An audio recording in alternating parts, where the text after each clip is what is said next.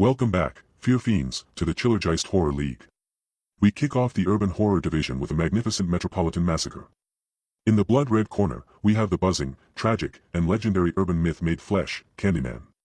And in the corpse blue corner, the foul-mouthed, tiny terror that is a good guy doll gone very, very bad, Chucky. While Chucky delivers high-impact, immediate violence, it is the beautiful, haunting poetry and psychological permanence of the legend that must take the crown in the city landscape. The winner, and advancing in the league, is Candyman. Affirmative, Doctor.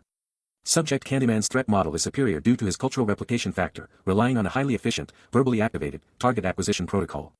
Subject Chucky's proximity engagement metric is substantially lower, limited by a physical chassis size and a less efficient infiltration strategy. An intriguing match for the league, Boris. In the blood-red corner, we have the codified, cultural dread of the urban legend killers, the embodiment of the whispers in the dark city streets. They face the raw, unyielding, siege mentality of the gang from Assault on Precinct 13 in the corpse blue corner. The gang is a truly potent expression of chaos, but an entity that represents all the hidden dangers of the city. That is a truly artistic terror. The winner, and moving on, is the urban legend killers. Indeed, Doctor.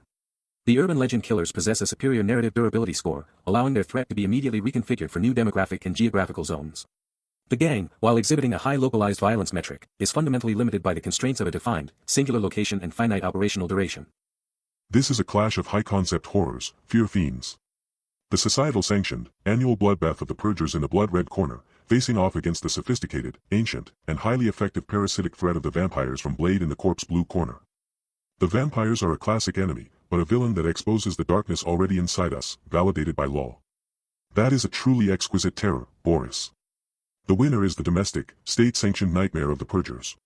Statistically, Subject Purger's threat model is superior due to their social proximity hazard. Their operational window is explicitly validated by the political infrastructure, guaranteeing the highest possible betrayal and paranoia metric from previously trusted civilian subjects. The vampires, while high-yield, remain an external, non-human threat. Ah, the subterranean, ooze-filled nightmare division. The cannibalistic humanoid underground dwellers, or C.H.U.D, in the blood-red corner, bring a primal, tooth-and-claw terror from the city's underbelly. They battle the wonderful, messy, and brightly colored chemical dissolution of the toxic slime from street trash in the corpse blue corner. While the slime is a delightful spectacle of splatter, there is nothing quite like the fear of a sentient predator living just beneath your feet. The winner is C.H.U.D. Subject C.H.U.D exhibits a superior infrastructure manipulation score, utilizing the city's complex subterranean network for optimal target proximity acquisition.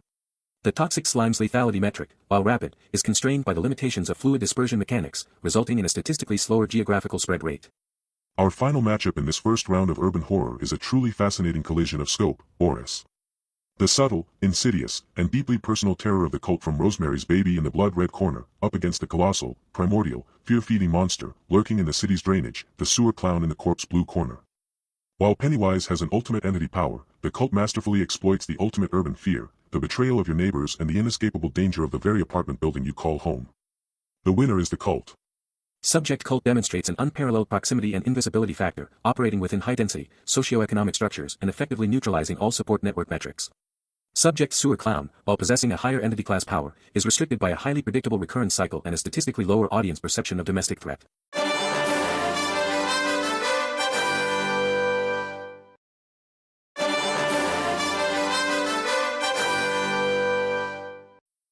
And now, Fear Fiends, the moment of truth. We are ready to unveil the definitive Chillergeist Top 10 Urban Horror Villains list. Starting at number 10 and counting down to the king of the concrete jungle. Starting our countdown at number 10, we have a monster that proves the city's deepest infrastructure holds the darkest secrets, the Sewer Clown. The Sewer Clown, or Subject Pennywise, while possessing immense dimensional power, is highly location-dependent, primarily utilizing the storm drain and sewer systems of a defined municipality. Its primary operational methodology relies on feeding cycles separated by decades, resulting in a low annualized fear factor. While its ability to manifest individualized fears is highly effective, its predictable recurrence and geographical limitation prevent a higher ranking in the urban category, which prioritizes constant, pervasive threats found in high-density areas. The threat is cyclical, not chronic.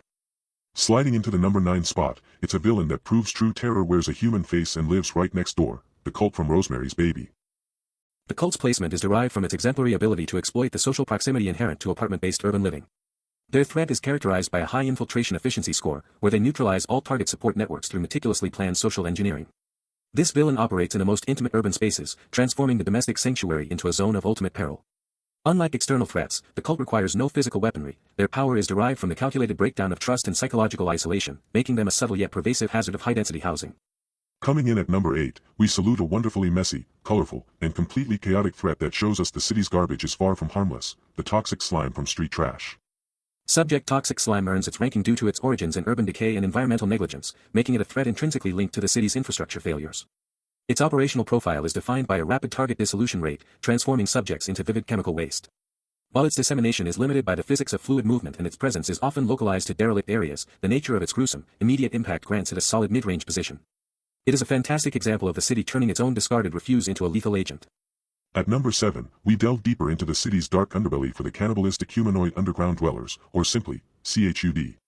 The C.H.U.D threat model is highly effective within the urban category due to its exploitation of the city's overlooked verticality and subterranean network.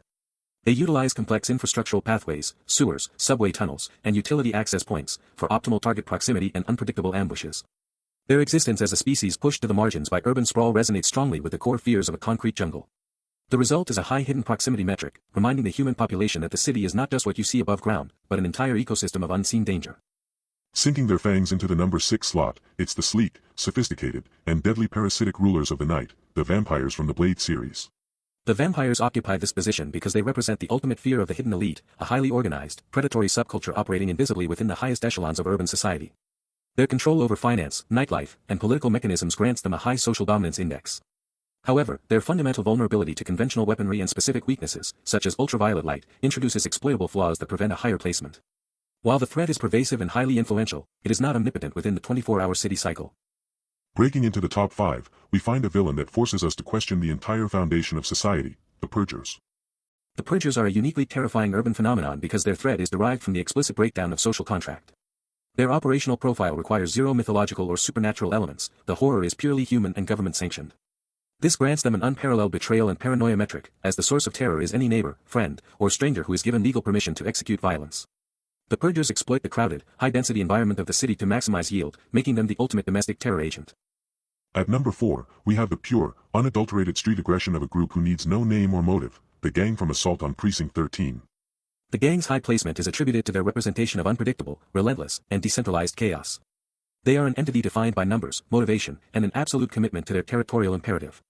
Unlike supernatural entities, the gang is a highly efficient, human-scale siege weapon that utilizes the city's darkness and anonymity as tactical assets.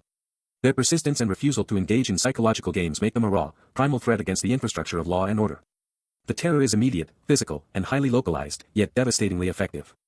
Securing the bronze medal at number 3, it's the beautiful meta-horror that proves the most effective stories are the ones we tell ourselves, the urban legend killers. These killers achieve a high ranking due to their capacity for conceptual reconfiguration, where they embody and weaponize the collective fears and folklore of the modern city. The threat is not one person, but the manifestation of the victim's own knowledge of terror narratives. This makes them highly adaptable across different geographical zones and social demographics. Their ability to remain anonymous while simultaneously being the most talked about threat grants them a high perceived omnipresence factor. They are the perfect embodiment of the city's dark side reflected back at its inhabitants. In our terrifying runner-up spot, it's the iconic menace who proves that even the most innocent childhood object can house a murderous soul, Chucky. Subject Chucky's rank is justified by his domestic infiltration superiority. His seemingly innocuous form grants him unparalleled access to private, secure, and familial locations within the city grid. He exploits the inherent trust associated with domestic life, achieving a high disorientation and surprise metric. Furthermore, his ability to transfer consciousness ensures a high franchise durability and resurrection count, making his threat persistent across multiple urban settings and decades. He represents the horror of having the threat brought directly into your personal space, often by your own hand.